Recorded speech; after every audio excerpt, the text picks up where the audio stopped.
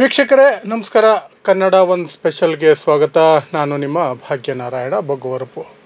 ನಿಮಗೆ ಗೊತ್ತಿರೋ ಹಾಗೆ ಮೊನ್ನೆ RCB ಮೊದಲ ಬಾರಿಗೆ 18 ವರ್ಷಗಳಲ್ಲಿ ಮೊದಲನೇ ಬಾರಿಗೆ IPL ಕಪ್ ಗೆದ್ದ ತಕ್ಷಣ ಕರ್ನಾಟಕದಾದ್ಯಂತ ಬಹಳ ಸಂಭ್ರಮ ಇತ್ತು. ಬೆಂಗಳೂರಲ್ಲೂ ಸಹ ಆ ಸಂಭ್ರಮ ಮುಗಿಲು ಮುಟ್ಟಿತ್ತು. ಆದರೆ ಕೇವಲ 18 ವರ್ಷಗಳ ಇದು ಏನಿತ್ತು ಕಾಯುವಿಕೆ, ಅದಕ್ಕೆ ಬಂದ ಖುಷಿ 18 ಗಂಟೆಗಳಲ್ಲಿ ಮಾಯ ಆಯಿತು. ಯಾಕೆಂದರೆ ಇಲ್ಲೊಂದು ಕಾಲು ತುಳಿತ ಆಯಿತು ಚಿನ್ನಸ್ವಾಮಿ ಸ್ಟೇಡಿಯಂ ಬಳಿ. 11 ಜನ ಪಾಪ ಜೀವ ಕಳ್ಕೊಂಡ್ರು, ಎಲ್ಲ ಯುವಕರು. ಆ ಹಿನ್ನೆಲೆಯಲ್ಲಿ ಕರ್ನಾಟಕ ಸರ್ಕಾರ ನಡೆದುಕೊಂಡ ರೀತಿ, ಪೊಲೀಸರ ವ್ಯವಸ್ಥೆ, ಅದರ ಬಗ್ಗೆ ಸಾಕಷ್ಟು ಪ್ರಶ್ನೆಗಳು ಬಂತು. ವಿರೋಧ ಪಕ್ಷಗಳು ಬಿಡಿ, ಅವು ತಮಗೆ ಬೇಕಾದ ರೀತಿಯಲ್ಲಿ ಪ್ರಶ್ನೆ ಮಾಡ್ಕೊಳ್ತವೆ. ಯಾಕಂದರೆ ಕುಂಭಮೇಳದ ಸಂದರ್ಭದಲ್ಲಿ ಇಲ್ಲದ ಲೆಕ್ಕವನ್ನು, ಸಾಕ್ಷಿಗಳನ್ನು ಅಥವಾ ಕ್ರಮಗಳನ್ನು ಈಗ ಅವರು ಕೇಳೋದ್ರಲ್ಲಿ ಅರ್ಥ ಇಲ್ಲ. ಆದರೆ ಸಾಮಾನ್ಯ ಪ್ರಜೆಗಳಾಗಿ, ಪತ್ರಕರ್ತರಾಗಿ ನಾವು ಕಾಂಗ್ರೆಸ್ ಸರ್ಕಾರವನ್ನು ಸಾಕಷ್ಟು ಪ್ರಶ್ನೆಗಳು ಕೇಳಬೇಕಿತ್ತು. ನಮ್ಮ ಮಾಧ್ಯಮದ ಮೂಲಕ ಕೂಡ ಕೇಳಿದ್ವಿ. ಇವತ್ತು ನಮ್ಮ ಜೊತೆ ಕಾಂಗ್ರೆಸ್ ಪಕ್ಷದ ಅಧಿಕೃತ ವಕ್ತಾರರಾದಂತಹ HD ದರ್ಶನ್ ಅವರಿದ್ದಾರೆ. ಅವ್ರ ಹತ್ರ ಒಂದಷ್ಟು ವಿಚಾರ ವಿನಿಮಯ ಮಾಡ್ಕೊಳ್ಳೋಣ ಅಂತ. ಯಾಕೆಂದರೆ ಸರ್ಕಾರದ ಪರವಾದ ಅಂಶಗಳನ್ನು ಇಲ್ಲಿಯವರೆಗೂ ಸಹ ಅಧಿಕೃತವಾಗಿ ನಮ್ಮ ಚಾನಲ್ನಲ್ಲಿ ಯಾರು ಕೊಟ್ಟಿರಲಿಲ್ಲ. ಇವತ್ತು ಅವರು ಪ್ರತಿನಿಧಿ ಬಂದಿದ್ದಾರೆ, ವಕ್ತಾರರು ಬಂದಿದ್ದಾರೆ. ಸರ್, ಕಾರ್ಯಕ್ರಮಕ್ಕೆ ಸ್ವಾಗತ. ನಮಸ್ಕಾರ ಸರ್. ಸರ್, ಮೊದಲನೇ ಪ್ರಶ್ನೆನೇ, ಯಾರು ಸರ್ ಹೊಣೆ ಇದಕ್ಕೆ, ಕಾಲು ತುಳಿತಕ್ಕೆ? ನೋಡಿ, ಘಟನೆಗಳು ನಡೆಯುವಂಥದ್ದು ಆಕಸ್ಮಿಕ. It was an accidental incident. ಯಾಕೆಂದರೆ ಯಾರಾದರೂ ಹೋಗಿ ದೂಕಿದ್ರೆ ಅಥವಾ ಬೇಕು ಅಂತ ಏನಾದರೂ ಮಾಡಿದರೆ ಆಗ ಒಂದು ಆರೋಪ ಮಾಡೋದ್ರಲ್ಲಿ ಒಂದು ಹುರುಳಿರ್ತದೆ. ಇದು ಓವರ್ ಕ್ರೌಡೆಡು ಮತ್ತು ಜನಗಳಿಗೂ ಸಮೇತ ಒಂದು ಆ ಬುದ್ಧಿ ಅನ್ನೋದು ಇರಬೇಕು. ಯಾಕೆಂದರೆ ಈ ಮನುಕುಲದಲ್ಲಿ ಅಥವಾ ಈ ಪ್ರಾಣಿ ಸಂಕುಲದಲ್ಲಿ ಒಂದು ಆನೆ ಹಿಂಡುಗಳು ಹೋಗ್ಬೇಕಾದ್ರೆ ಆನೆ ಮರಿ ಕಾಲಿಗೆ ಸಿಕ್ಕಿದ್ರೆ ಅದು ತುಳು ಸಾಯಿಸೋದಕ್ಕೆ ಹೋಗಲ್ಲ, ಅವೆಲ್ಲ ಸೈಡ್ ಮಾಡ್ಕೊಂಡು ಅದಕ್ಕೆ ನಡೆಯೋದಕ್ಕೆ ದಾರಿ ಮಾಡಿಕೊಡ್ತವೆ. ಆದರೆ ಈ ಮನುಷ್ಯ ಪ್ರಾಣಿ ತಮ್ಮ ಕಾಲು ಕೆಳಗಡೆ ಜೀವಗಳು ಬಿದ್ದರೂ ಸಮೇತ ಆ ಧಾವಂತದಲ್ಲಿ ನುಗ್ಗಿದಾರಲ್ಲ, ಅವ್ರದ್ದು ಅಪರಾಧ ಅನ್ನುವಂಥದ್ದು ನಾವು ಮರಿಬಾರ್ದಲ್ವ. ಸೊ ಸರ್ಕಾರ ಅದಕ್ಕೆ ಮುಖ್ಯಮಂತ್ರಿಗಳು ಏನು ಸ್ಪಂದನೆ ಮಾಡಬೇಕು ಮತ್ತು ಏನು ಕ್ಷಮೆ ಯಾಚಿಸಬೇಕು, ಪ್ರತಿಯೊಂದು ಆಗಿದೆ. ಆದರೆ ವಿರೋಧ ಪಕ್ಷಗಳು ನಡ್ಕೊಳ್ಳುವಂಥ ರೀತಿ ಎಷ್ಟು ಸರಿ ಸರ್? ಓಕೆ. ಸೊ ಈಗ ಅದಾದ ನಂತರ ಒಂದಷ್ಟು ಜನರನ್ನು, ಒಂದು 5 ಜನ ಪೊಲೀಸ್ ಆಫೀಸರ್ಗಳನ್ನ ಸಸ್ಪೆಂಡ್ ಮಾಡಿದ್ದೀರಿ. ಒಂದು 4 ಜನರ ಬಂಧನ ಆಗಿದೆ.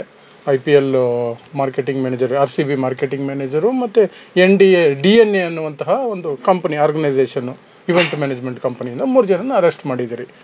ಸರ್ಕಾರದ ಕಡೆಯಿಂದ ಯಾರೋ ಒಬ್ಬರು ಏನಾದರೂ ಹ್ಯಾಂಡಲ್ ಮಾಡಿರ್ತಾರಲ್ವ, ಸರ್ಕಾರದ ಪ್ರತಿನಿಧಿಯಾಗಿ ಅಥವಾ ಸರ್ಕಾರದಲ್ಲಿ ಯಾರ ಮೇಲೆ ಕ್ರಮ ಕೈಗೊಂಡಿದ್ದೀರಿ? ಸರ್ಕಾರದ ಪ್ರತಿನಿಧಿಯಾಗಿ ಗೋವಿಂದ ರಾಜು ಅವರನ್ನು ಅವರ ಹುದ್ದೆಯಿಂದ ನಿಯುಕ್ತಿ ತೆಗೆದಿರ್ತಕ್ಕಂಥದ್ದು ಗೊತ್ತಿರೋ ವಿಚಾರ ಸರ್. ಮತ್ತು ಇನ್ನೊಂದು, always due respect on Dayanand ಅವರು ಕಮಿಷನರ್ ಏನಾಗಿದ್ದರು, ಜನಸ್ನೇಹಿ ಪೊಲೀಸರಾಗಿದ್ದರು. We got lot of respect on him. ಈ ಒಂದು ಪೊಲೀಸ್ ಇಲಾಖೆ ರಕ್ಷಣೆಯ ಸಂಪೂರ್ಣ ಜವಾಬ್ದಾರಿಯನ್ನು ಹೊರಬೇಕಾಗ್ತದೆ. ಅವರು ಎಷ್ಟು ಜನನ ಡೆಪ್ಯೂಟ್ ಮಾಡ್ಕೊಬೇಕು, ಬೇರೆ ಬೇರೆ. ಯಾಕೆಂತಂದರೆ ನೋಡಿ ಸರ್, ನಿಜವಾದ A1 ಆರೋಪಿ ಅಂತ ಕಿರ್ತಾ ಇದ್ದಾರಲ್ಲ, ದ ಬಿಗ್ಗೆಸ್ಟ್ A1 ಆರೋಪಿ ಯಾರಂತಂದರೆ ಜೈಶ. IPL ಅನ್ನುವಂಥದ್ದು ಯಾವ ರೀತಿ ವ್ಯವಹಾರ ನಡೀತಾ ಇದೆ ಈ ದೇಶದಲ್ಲಿ ಅಂತ ಗೊತ್ತು. ಪಬ್ಲಿಕ್ಲಿ ದೇ ಆರ್ ಡೂಯಿಂಗ್, ಯಾವ ರೀತಿ ಯಾವುದ್ಯಾವುದು ಅಡ್ವರ್ಟೈಸ್ಮೆಂಟ್ಗಳು ಕೊಡ್ತಾ ಇದ್ದಾರೆ ಅನ್ನುವಂಥದ್ದು ಗೊತ್ತಿರೋದೆ. ಇವತ್ತು ಪೆಹಲ್ಗಾಮ್ ದಾಳಿಯಾಗಿ ಈ ಮ್ಯಾಚ್ಗಳು ಏನು ಎಕ್ಸ್ಟೆಂಡ್ ಆಯಿತು. ಪೆಹಲ್ಗಾಮ್ ದಾಳಿ ನಡಿಬೇಕಾದ್ರೆ ಇದೇ ಬೆಂಗಳೂರಿನಲ್ಲಿ ಇದೇ ಮ್ಯಾಚ್ಗಳು ನಡೀತಲ್ವಾ, ಸಂತಾಪದ ಸಂದರ್ಭದಲ್ಲಿ ನಡೀತಲ್ವಾ? ನಾನು ಪ್ರಶ್ನೆ ಮಾಡಿದ್ದೀನಿ sir. I am being N citizen of India. So ನನಗೂ ಮನುಷ್ಯತ್ವ ಇರೋದ್ರಿಂದ ನಾನು ಕೆಲವು ವೇದಿಕೆಗಳಲ್ಲಿ, ಯಾವುದೇ ಚಾನಲ್ಗಳಲ್ಲಿ ನಾನು ಚರ್ಚೆ ಮಾಡಿದ್ದೀನಿ. ನಮ್ಮ ಚಾನಲಲ್ಲೂ ಅದು ಮಾತಾಡಿ. ಇವತ್ತು ಅವರ ಆಟಗಾರರ ಶೆಡ್ಯೂಲ್ಗಳು ಬೇರೆ ಬೇರೆ ದೇಶಕ್ಕೆ ಹೋಗೋದಕ್ಕೆ ಇರುತ್ತೆ. ಇವತ್ತು ಭಾರತ ತಂಡ ಇಂಗ್ಲೆಂಡೆಲ್ಲ 10 ಜನ ಹೋಗಿದ್ದಾರೆ, ಬೇರೆ ಬೇರೆ ದೇಶದವರು ಇದರಲ್ಲಿ ಆಡ್ತಾ ಇದ್ದಾರೆ. ಏಕ್ದಮ್ ಅಲ್ಲಿ 3 ಗಂಟೆ ತನಕ ಸೆಲೆಬ್ರೇಷನ್ ಎಲ್ಲ ಆಗಿ ಮಧ್ಯರಾತ್ರಿ ಬೆಳಗ್ಗೆ ಅವ್ರನ್ನ ಇಷ್ಟು ತರಾತುರಿಲಿ ದುಡುವಂಥ ಅವಶ್ಯಕತೆ ಏನಿತ್ತು ಒಂದು. ಇನ್ನೊಂದು, ಅದು ಕರ್ನಾಟಕದ ರಾಜ್ಯದ ತಂಡ ಅಲ್ಲ. RCB ಅನ್ನುವಂಥದ್ದು it is not part of government, ಒಪ್ಕೊಳ್ಳೋಣ. ಆದರೆ ನಾವು ಕ್ರೀಡೆ ಜೊತೆಗೆ ಭಾರತೀಯರು ಯಾವ ರೀತಿ ಬೆಸ್ತಿದ್ದೀವಿ ಅಂತಂದರೆ, irrespective of any religion, irrespective of any caste, irrespective of any gender, ಎಲ್ಲರೂ ಒಂದು ಹಬ್ಬದ ರೀತಿ ಭಾರತದಲ್ಲಿ ಯಾವುದೇ ಕ್ರಿಕೆಟ್ಗಳು ನಡೆಯುವಂಥ ಸಂದರ್ಭದಲ್ಲಿ ಅದನ್ನು ಸೆಲೆಬ್ರೇಷನ್ ಮಾಡಿರೋದು ಸತ್ಯ. ಇವತ್ತು RCB ತಂಡ ಕರ್ನಾಟಕಕ್ಕೆ ಬಂದಾಗ, ಅದರಲ್ಲಿ 18 ವರ್ಷ ಆದಮೇಲೆ ಕರ್ನಾಟಕ, ಬೆಂಗಳೂರು ಅನ್ನುವಂಥ ಹೆಸರಾದರೂ ಅದ್ರ ಪಕ್ಕ ಇದೆಯಲ್ವಾ, ರಾಯಲ್ ಚಾಲೆಂಜ್ ಬೆಂಗಳೂರು ಬಂದಾಗ ಆ ಒಂದು ತಂಡಕ್ಕೆ ಗೌರವ ಕೊಡುವಂಥದ್ದು ನಮ್ಮ ಕರ್ತವ್ಯ. ಕೊಡಲೇಬೇಕು ಅಂತ ಏನಿಲ್ಲ, ಆದರೆ ಕೊಡಲಿಲ್ಲ ಅಂದಿದ್ದರೆ, ಇವತ್ತು ಅವರಿಗೆ ಸನ್ಮಾನ ಮಾಡಲಿಲ್ಲ ಅಂದಿದ್ದರೆ, ಅಥವಾ ದೇಶದಲ್ಲಿ ಈ ರೀತಿ ಪ್ರೈವೇಟ್ ಕ್ರಿಕೆಟ್ ತಂಡಕ್ಕೆ ಕರ್ನಾಟಕ ಸರ್ಕಾರ ಮಾತ್ರ ಗೌರವ ಕೊಟ್ಟಿರೋದಾ? ಇವರು ಪ್ರಶ್ನೆ ಮಾಡಲಿ. ಬಿ ಜೆ ಪಿ ಆಳ್ವಿಕೆ ಇರ್ತಕ್ಕಂಥ ತಂಡಗಳ ಯಾವ್ದಾರು ಗೆದ್ರೆ ಅವರೇನು ಅವರಿಗೆ ಹಾನರ್ ಮಾಡಿಲ್ವಾ, ಅವರಿಗೆ ಪ್ರೊಸೆಷನ್ ಕೊಟ್ಟಿಲ್ವಾ, ಅವ್ರನ್ನ ಸರ್ಕಾರಿ ಇದ್ಗಳಿಗೊಂದು ಗೌರವ ಸಲ್ಲಿಸಿಲ್ವಾ? ಆಯಿತು. ಇನ್ನೊಂದು ನನ್ನ ಹತ್ರ ಬಹಳ ಕಾಡ್ತಾ ಇರೋ ಪ್ರಶ್ನೆ, ನೀವು ಯಾಕೆ ವಿಧಾನಸೌಧಕ್ಕೆ ಅವ್ರನ್ನ ಯಾರು ಒಬ್ಬ ಹಿಂದಿನ ಕ್ಯಾಪ್ಟನು ವಿರಾಟ್ ಕೊಹ್ಲಿ ಅವರು ಈ ದೇಶದ ವರ್ಲ್ಡ್ ಕಪ್ಪಿಗೆ ಆಡಿದ್ದಾರೆ, ಯಾವುದು ಚಾಲೆಂಜರ್ಸ್ ಟ್ರಾಫಿಗೆ ಆಡಿದ್ದಾರೆ, ಅನೇಕ ರಣಜಿ ಆಡಿದ್ದಾರೆ, ಈ ದೇಶದಲ್ಲೇ ಭಾರತ ತಂಡವನ್ನು ಪ್ರತಿನಿಧಿಸಿದ್ದಾರೆ. ಹೀಸ್ ಆಲ್ಸೋ ಪಾರ್ಟ್ ಆಫ್ ಅವರ ಬೆಂಗಳೂರು ರಾಯಲ್ ಚಾಲೆಂಜರ್ಸ್ ಅಲ್ವಾ? ಆಯಿತು, ಪ್ರಶ್ನೆ ಮಾಡೋಣ. ಇದೇ ನರೇಂದ್ರ ಮೋದಿಯವರು ವಿಧಾನಸೌಧ ಅಂತ ಕೇಳ್ತಾ ಇದ್ದಾರಲ್ಲ, ಪ್ರಧಾನಮಂತ್ರಿಯವರ ಅಧಿಕೃತ ನಿವಾಸಕ್ಕೆ ಇದೇ ಬಾಲಿವುಡ್ ತಾರೆಗಳನ್ನ ಕರ್ಕೊಬಂದು ಸೆಲ್ಫಿ ತಗೊಂಡಿಲ್ವಾ? ಇದೇ ಬೇರೆ ಬೇರೆ ಸೆಲೆಬ್ರಿಟಿಗಳನ್ನೆಲ್ಲ ಕರ್ಕೊಬಂದು ಸೆಲ್ಫಿ ತಗೊಂಡಿಲ್ವಾ? ಹಾಗೆ ನಾವು ಕೇಳೋಣ. ಮಾವಿನಹಣ್ಣೆ ಅಂಥದ್ದು ಗುಟ್ಲ ತೆಗೆದುಬಿಟ್ಟು ಚೀಪದಂತೆ. ಯಾರೋ Akshay Kumar interview, who is ಏಸೆ? ಅವನು ಭಾರತದ ಪ್ರಜನೆ ಅಲ್ಲ, ಈಸ್ ಕೆನಡಿಯನ್. ಪ್ರಶ್ನೆ ಮಾಡೋದಕ್ಕೆ ಎಷ್ಟಿದೆ. ಆದರೆ ಈ ಒಂದು ದುರ್ಘಟನೆ ಆಗಬಾರ್ದಿತ್ತು, ಆಗಿದೆ. ಆದರೆ ಸರ್ಕಾರ ತೆಗೆದುಕೊಂಡಂಥ ಕ್ರಮ, ನಾನು ಆಮೇಲೆ ವಿರೋಧ ಏನು ಕೇಳ್ತಾರೆ ಅದು ಕೇಳ್ತೀನಿ ಸರ್. ಘಟನೆ ಆಗಿದ್ದಂಥದ್ದು ಆ ಕ್ಷಣಕ್ಕೆ ಮುಖ್ಯಮಂತ್ರಿಯವರಿಗೆ ಈ ಕಮಿಷನರು ಮಾಹಿತಿ ಕೊಟ್ಟಿಲ್ಲ, ಉಪಮುಖ್ಯಮಂತ್ರಿಗಳಿಗೂ ಮಾಹಿತಿ ಇಲ್ಲ. ಅವತ್ತಿನ ಉಪಮುಖ್ಯಮಂತ್ರಿಗಳ ಟಿ ಪಿ, ನನ್ನ ಹತ್ರ ಅಧಿಕೃತ ಟಿ ಪಿ ಇವತ್ತು ಇದೆ ಸರ್. ಕನಕಪುರ ವಿಸಿಟ್ ಇದ್ದಿದ್ದು, ಕನಕಪುರದಲ್ಲಿ ಅವರು ಇದ್ದರು. ಅವತ್ತು ಅಲ್ಲಿ ಕೋರ್ಟಲ್ಲಿ ಒಂದು ಕಾರ್ಯಕ್ರಮ ಇತ್ತು, ಅದನ್ನು ಮುಗಿಸಿ ಈ ಥರ ಬರ್ತಾ ಇದ್ದಾರೆ. ಓಪನ್ ಬಸ್ಸಲ್ಲಿ ಏರ್ಪೋರ್ಟಿಗೆ ಹೋಗಿದೆ, ಅಲ್ಲಿಂದ ಪ್ರೊಸೆಷನ್ ಇದೆ, ಪೊಲೀಸ್ನಲ್ಲಿ ಅವಕಾಶ ಇಲ್ಲ ಅಂದಾಗ ತಡೆಯೋದಕ್ಕೆ ಅಂತ ಅಲ್ಲಿಗೆ ಹೋದಾಗ ಕರ್ನಾಟಕದ ಧ್ವಜ ಕೊಟ್ಟಿದ್ದಾರೆ. ತಪ್ಪೇನಿದೆ? ಏನಾದ್ರು ಮೊಬೈಲ್ ತಗೊಂಡು ಏನಾದ್ರು ಸೆಲ್ಫಿ ತಗೊಂಡಿದ್ದಾರೆ ಮೋದಿ ಇರ್ತಾರೆ? ಅದೇ ಅಮೀರ್ ಖಾನು, ಶಾರುಖ್ ಖಾನು, ಬೇರೆ ಬೇರೆ ಯಾರ್ಯಾರು, ಕಂಗನಾ ರಾಣಾವತ್, ಏನು ಸೆಲ್ಫಿ ನರೇಂದ್ರ ಮೋದಿಯವರು ಹಾಗೇನಾದರೂ ಇದ್ದಾರೆ? ಸಾಮಾನ್ಯವಾಗಿ ಅವ್ರಿಗೊಂದು ಧ್ವಜ ಕೊಟ್ಟಾಗ ಸನ್ಮಾನ ಆಗಿದೆ. ಆಮೇಲೆ ಸೀದಾ ಬಂದು ವಿಧಾನಸೌಧ, ಪೊಲೀಸ್ನವರು ಯಾವುದಕ್ಕೆ ವಿಧಾನಸೌಧದಿಂದ ಪ್ರೊಸೆಷನ್ಗೆ ಅನುಮತಿ ಇಲ್ಲ ಅಂತ ಹೇಳಿದ್ದಾರೆ.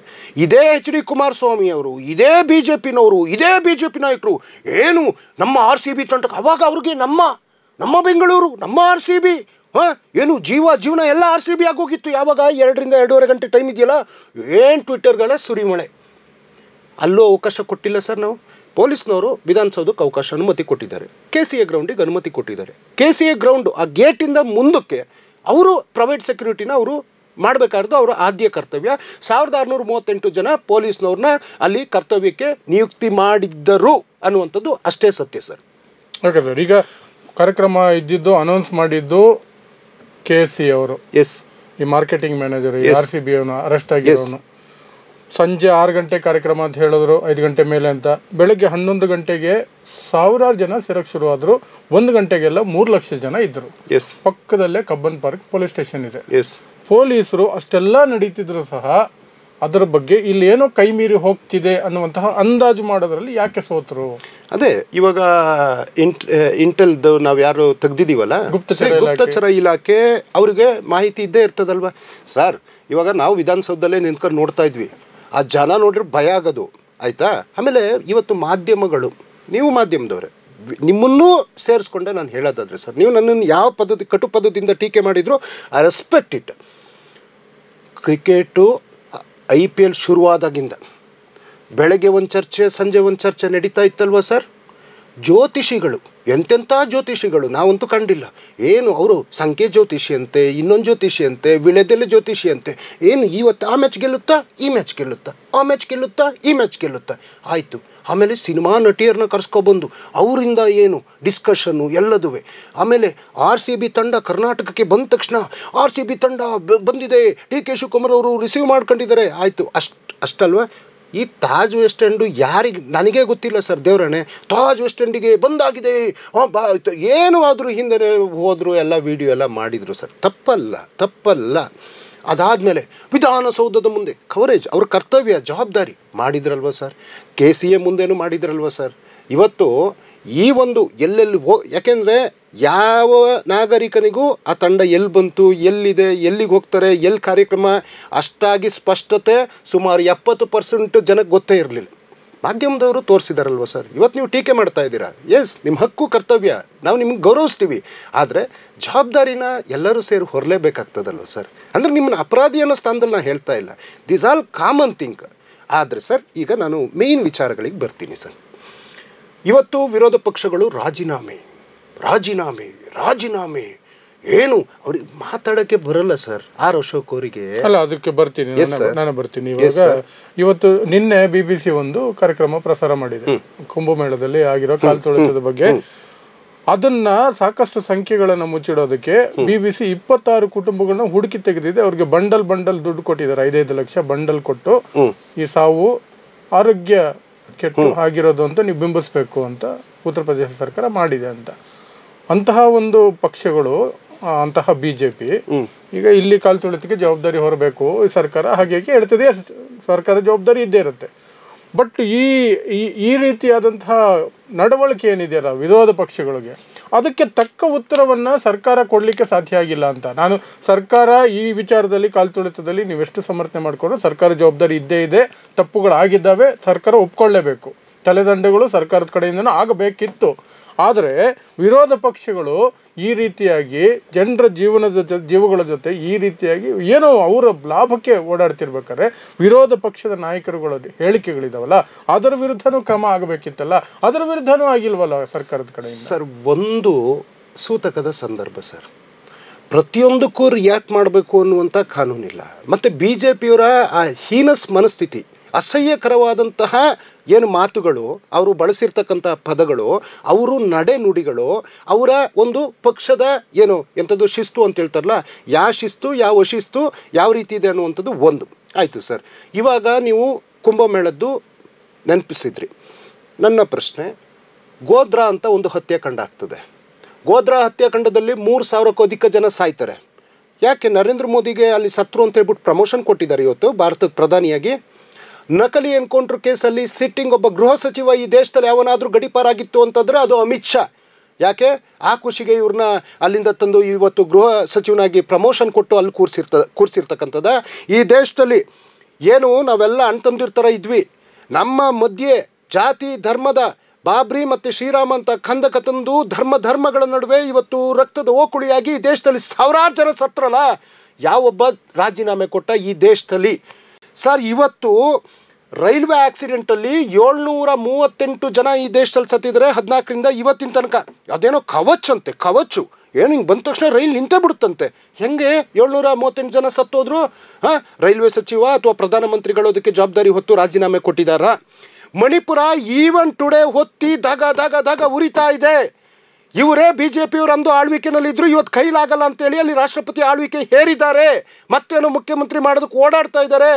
ಅಲ್ಲೂ ಸುಮಾರು 230 ಜನ ಸತ್ರಲ್ಲ. ಅಲ್ಲಿನ ಅವತ್ತಿನ ಮುಖ್ಯಮಂತ್ರಿನೋ ಅಥವಾ ಗೃಹ ಸಚಿವರೋ ಅಥವಾ ಪ್ರಧಾನಮಂತ್ರಿಗಳೋ ರಾಜೀನಾಮೆ ಅಥವಾ ಸಂಬಂಧಪಟ್ಟವರು ರಾಜೀನಾಮೆ ಕೊಟ್ರ? ಇವತ್ತು ದೆಹಲಿನಲ್ಲಿ ರೈತರು ಬಂದರು ಸರ್. ರೈತರು ಅನ್ನದಾತ, ಈ ದೇಶಕ್ಕೆ ಸೈನಿಕ, ಶಿಕ್ಷಕ, ರೈತ ಇವರೆಲ್ಲ ಬೆನ್ನೆಲುಬುಗಳು.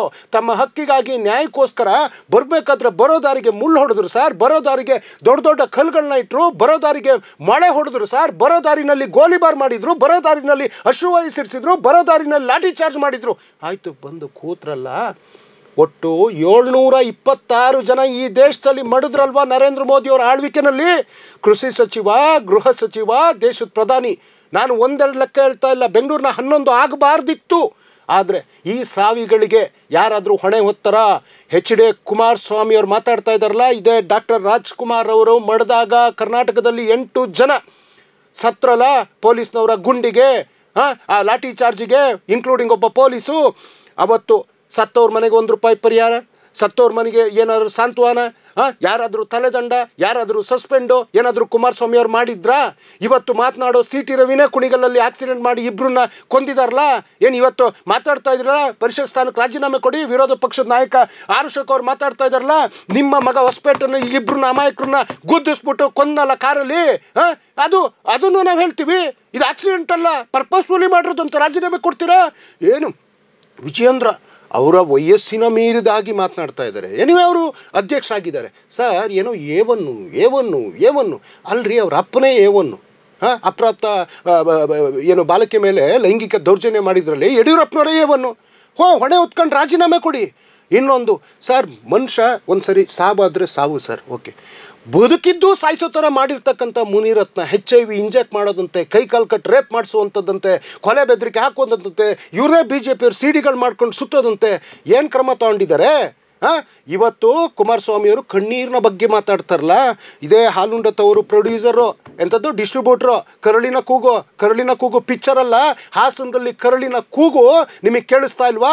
ನಿಮ್ಮ ಮಣ್ಣನ ಮಗ ಎಷ್ಟು ಜನರನ್ನ ಹಾಳು ಮಾಡಿದ್ದಾನೆ. ಸುಮಾರು ಅವತ್ತಿನ ನ್ಯೂಸ್ನ ಮಾಹಿತಿ ಪ್ರಕಾರ 3,000 ಅಂತ ಬಂದಿರೋದನ್ನ ಉಲ್ಲೇಖ ಮಾಡಿ ಹೇಳೋದಾದರೆ, ಅಷ್ಟು ಜನಗಳ ಮನೆಗೆ ಅವರು ಬೇರೆ ಪಕ್ಷದವರಲ್ಲ, ಅಣ್ಣ ಅಯ್ಯ ಕುಮಾರಣ್ಣ ಅಂತ ನಿಮ್ಮ ಮನೆಯಲ್ಲಿ ಬರ್ತಾ ಇದ್ದವರು, ಕೆಲಸ ಕೇಳ್ತಾ ಇದ್ದವರು, ನಿಮ್ಮ ಕಾರ್ಯಕರ್ತರು, ನಿಮ್ಮ ನಾಯಕರು, ನಿಮ್ಮ ZP ಮೆಂಬರ್ಗಳು, ಗ್ರಾಮ ಪಂಚಾಯತ್ ಸದಸ್ಯರು, ಯಾರನ್ನು ನೋಡ್ದೇ ಮನೆ ಕೆಲಸದವ್ರು ನೋಡ್ದೇ ಅತ್ಯಾಚಾರ ಮಾಡಿದ್ನಲ್ಲ, ₹1 ಪರಿಹಾರ, ₹1 ಸಾಂತ್ವನ ಏನಾದರೂ ಇವ್ರು ಕೊಟ್ಟಿದ್ದಾರಾ?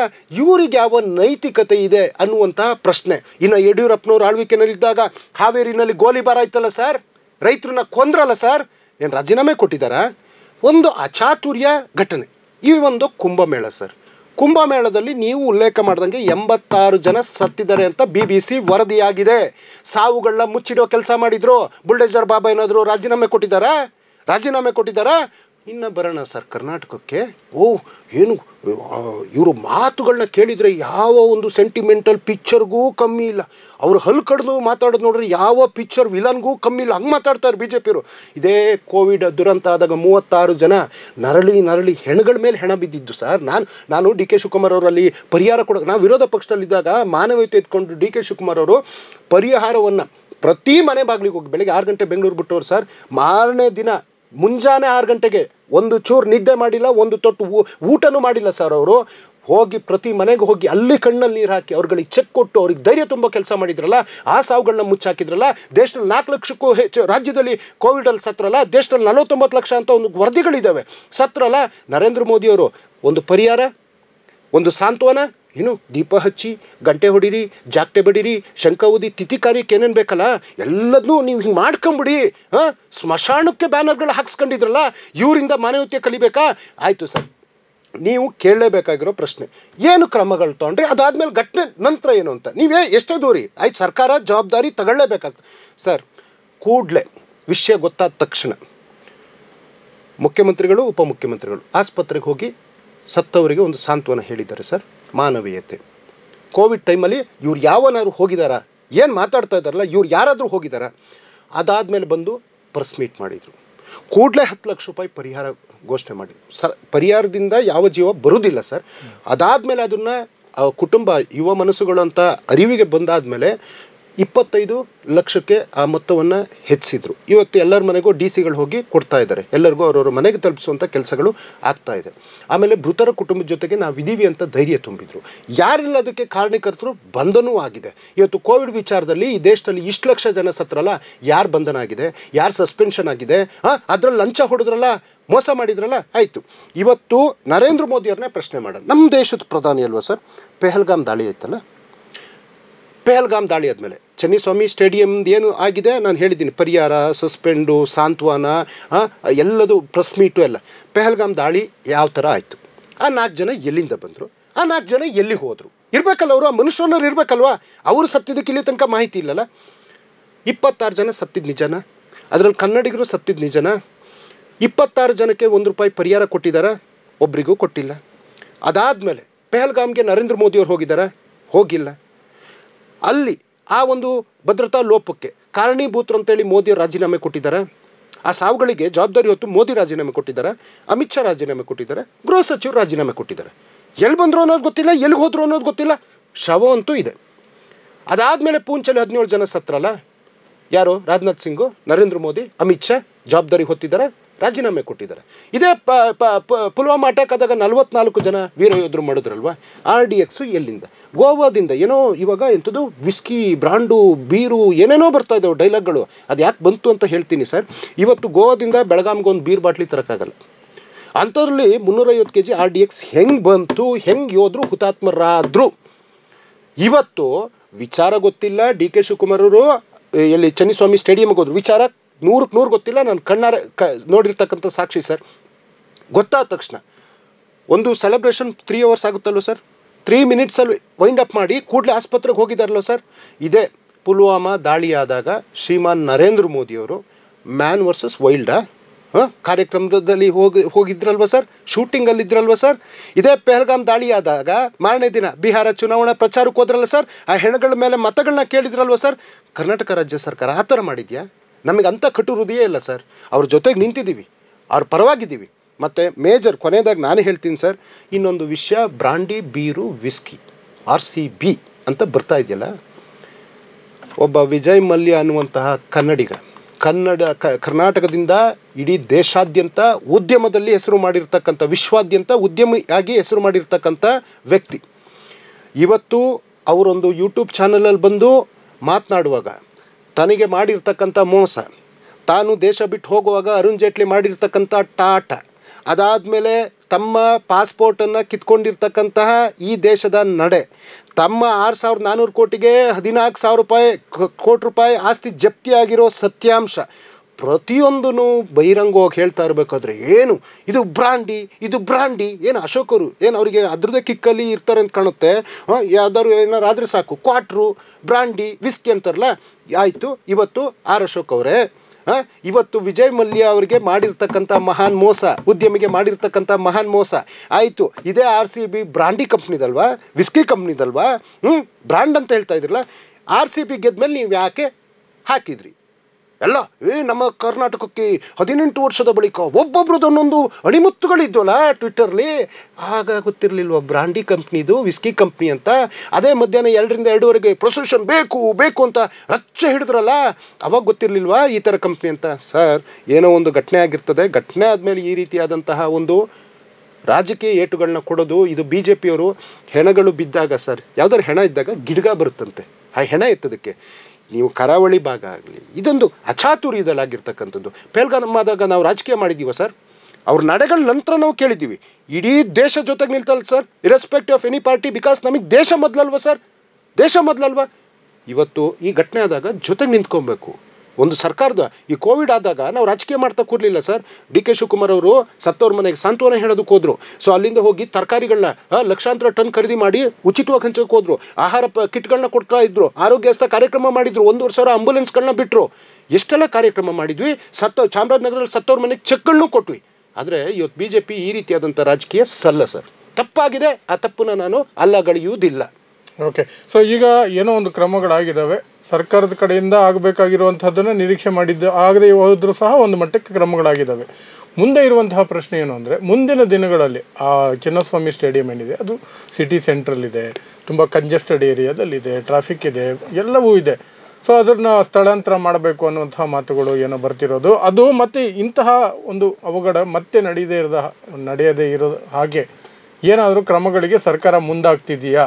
Sir, it is not intentional, I am saying it is accidental. ಆಯಿತಾ? ಸೊ ಖಂಡಿತವಾಗ್ಲೂ, ಯಾಕೆಂದರೆ ಇದು ನಮಗೆ ಚಿನ್ನಸ್ವಾಮಿ ಕ್ರೀಡಾಂಗಣ ಹಾರ್ಟ್ ಆಫ್ ದ ಸಿಟಿಲಿರೋದು, ಬೆಂಗಳೂರಿನ ಹೃದಯ ಭಾಗದಲ್ಲಿರೋದು. ಅದು ನೋಡೋಕೆ ಬೆಂಗಳೂರಿನ ಏನು ಸೌಂದರ್ಯವನ್ನು ಆ ಸ್ಟೇಡಿಯಂ ಸಮೇತ ನೀವು ಡ್ರೋನಲ್ಲೆಲ್ಲ ಕ್ಯಾಪ್ಚರ್ ಮಾಡ್ಬೇಕಾದ್ರೆ ಹೆಚ್ಚಿದೆ ಅನ್ನೋದು ಸುಳ್ಳಲ್ಲ. ಅನೇಕ ಐತಿಹಾಸಿಕ ಕ್ರಿಕೆಟ್ ಇತಿಹಾಸಕ್ಕೆ ಸಾಕ್ಷೀಭೂತ ಆಗಿರ್ತಕ್ಕಂಥದ್ದು ಇದೇ ಚಿನ್ನಸ್ವಾಮಿ ಕ್ರೀಡಾಂಗಣ.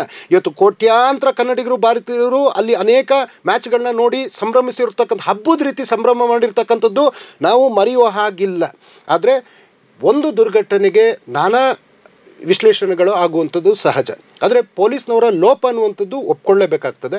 ಆದರೆ ಈಗ ಇತ್ತೀಚೆಗೆ ಬೇರೆ ಬೇರೆ ಜಿಲ್ಲೆಗಳಲ್ಲಿ, ಉದಾಹರಣೆ ಹಾಸನದಲ್ಲೂ ಸ್ಟೇಡಿಯಂ ಆಗಬೇಕು ಅಂತ ಇದೆ, ತುಮಕೂರಲ್ಲೂ ಸ್ಟೇಡಿಯಂ ಆಗಬೇಕು ಅಂತ ಇದೆ, ಜೊತೆಗೆ ಬೇರೆ ಬೇರೆ ಜಿಲ್ಲೆಗಳಲ್ಲೂ ಕೆಲವೊಂದು ಕಡೆ ಚಿಕ್ಕ ಚಿಕ್ಕ ಸ್ಟೇಡಿಯಂಗಳಿದೆ, ಮೈಸೂರಲ್ಲೂ ಇದೆ ಇವಾಗ ಸ್ಟೇಡಿಯಮ್ಮು.